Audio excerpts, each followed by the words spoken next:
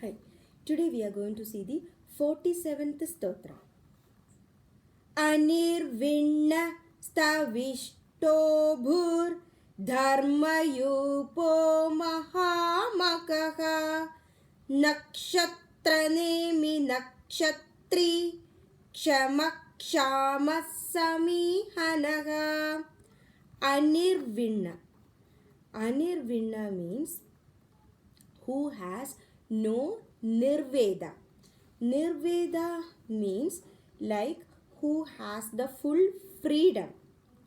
So, Bhagavan is the one who is never heedless.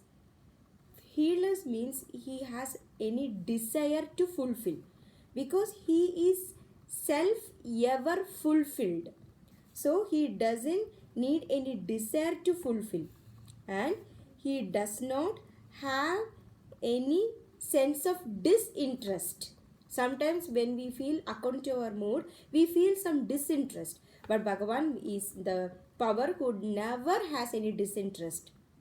And it comes on the bosom of one, or the mind of one, on the heart of one, when he thinks that he could not fulfill his passionate desires in life. At that time, you feel that disinterest that we all will now say in different names. But the time when you feel that you could not fulfill something in life that you are passionate about, that you have full desire in life, if you could not achieve it, you started feeling disinterest. So Bhagavan is never like that. So when you start understanding Bhagavan, you never will go to that stage.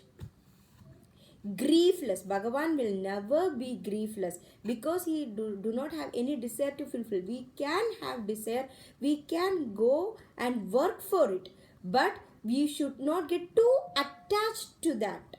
So when you are attached to something, if you do not get it, the thing is that we will get disappointed. And there is no occasion for Bhagavan to suffer. What is suffer and when it comes? The suffer is something, that feeling that comes in the mind when something is not happening according to your way. So that is not happening for Bhagavan. Stavishta. Stavishta means one of huge proportions. Because Bhagavan is in the form of cosmic power, he is spread in the whole universe. So he is supremely gross. He can have everything in himself. The entire cosmic form is within himself. And for example, the sky is considered to be Bhagavan's head. You know how vast the sky is. And another example is his eyes is, one is sun and one is moon. So these are the small examples that shows how much widespread the Bhagavan is. Abhu. Bhu means earth. Abhu means one who supports the earth. That is, Bhagavan is the one without birth, or Bhagavan is the one who has no existence. Existence means one who is present and one who has destruction. Since Bhagavan has no destruction, he is not being existed. The Bhagavan is there, he is present. And the seeker, the true seeker of Bhagavan will not have any rebirth.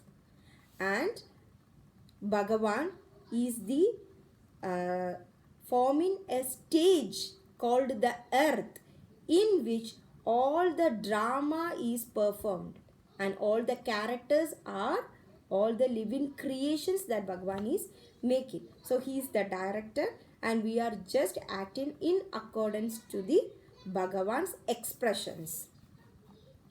Dharma Yupa, the sacrificial post of Dharma, that is, one who has all the forms of Dharma and which is considered to be worshipped by everyone.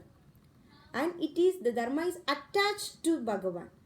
Just like, for example, for the Yajnam, we will take an animal as the sacrifice. So that sacrificial animal is attached to a sacrificial post. so that it doesn't run away. So that post is considered to be the Bhagavan, and the Dharma is the animal that is tied in the post. So the animal will not stay in a place, it will keep moving. So Bhagavan is surrounded by dharmas. So when you do yajnam, the people are tempted to follow more of dharma, and the Bhagavan is the real essence behind all the righteousness that is happening in the world. Mahamakha means the great sacrifice, or the nirvana. Nirvana means total liberation. When we will have nirvana, or when we will have the total liberation? When we reach to a point where the soul is given the total liberation from the body and it reaches the Vaikuntha. So one, by offering sacrifices to Bhagavan, those sacrifices are considered to be great when you put the full effort, when you put the full heart, and when you are truthful, and when you trust Bhagavan, and they will be blessed with the fruit of nirvana by Bhagavan. And everything is Brahman. Brahman means the power from where we are all created. So the offer, the offered, the fire, the offerer, the God, everything is Brahman. Everything is pointed to the Brahman, which is the Nabhi of Bhagavan. Nakshatra Nemi, the heart of all nakshatras. So it is considered to be the nave of stars, where the center will be the glowing wheel of light, and from there sun, moon, planets, stars will be going in and around, and it acts according to we have the horoscope, and what we do, we have a specific star that when we are born, it is called our star, our birth star. So each person will be having a specific star that is seen in the sky when you are born on earth, and it acts according to what we did in the past janmas. So everything acts according to the star. So when you take the horoscope, they will see the planets, they will see all the stars. So they will have one column, one row, where they will look how the stars are for us. Is it favorable or is it not favorable? So these are all again controlled by the glowing wheel of light, that is the center for everything. That center wheel is Bhagavan. So Bhagavan is controlling everything. Even when you see the horoscope today, it will be different after 10 years, because the stars keep changing according to the actions that we do. If you do good deeds, the stars will be in the favorable position. So we have the power to change the position of the star, or the favorable or unfavorable position of the star according to our action. So how we do the action? Because our mind is tempting to do the action. How does the mind tempt? Because of the power of Bhagavan as a soul inside us. So when you keep chanting Bhagavan, when you keep knowing more of Bhagavan, you will keep doing good things. So it will be totally favorable and it won't hurt you. Nakshatri. Nakshatri means Bhagavan is in the form of nakshatra, moon. Moon is from Bhagavan. So Bhagavan is considered to be the Lord of the stars, planets, moons, and everything. Kshama. Kshama means one who is clever in everything. Bhagavan is the power who is clever in everything, and he is efficient to do the action according to what he undertakes. When you accept doing something, you should fulfill it. So Bhagavan is the power who does what he is taking care of, and Bhagavan has extreme patience. Kshama means patience. Bhagavan has extreme patience to what all things that we do. That we usually they call it is not a sensible things. All the senseless things also Bhagavan accept. He is patient and he will be waiting that they will understand what their action is and they will come back to the dharma. Kshama. Kshama means the power who has the state of pure self. Even after all the modification has been done to the earth, universe and everything. Bhagavan is without scarcity. He is fulfilled.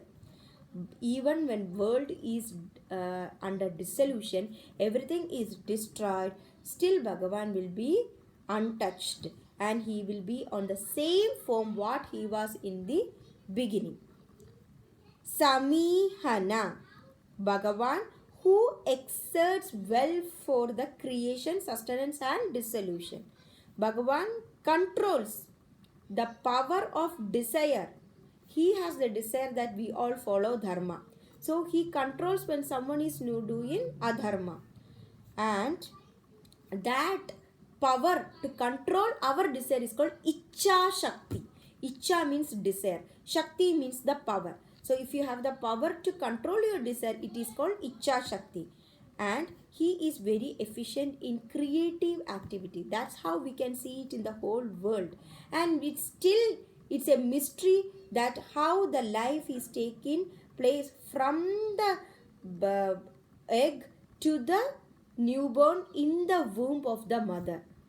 Still, only Bhagavan has the power to completely fulfill it even when the science has improved that much. So, Bhagavan is considered to be the superficial power that we can attain. Bhagavan will bless us. Only thing we need to be truthful to Bhagavan and trust Bhagavan. Here we are seeing Anirvinna, Stavishta, Abhu, Dharma Yupo, Mahamaka, Nakshatra Nemi, Nakshatri, Kshama, Kshama, Samihana. Anirvinnastavishto Dharmayupo Mahamakaha Nakshatranemir Nakshatri Kshama Kshama Samihanaha.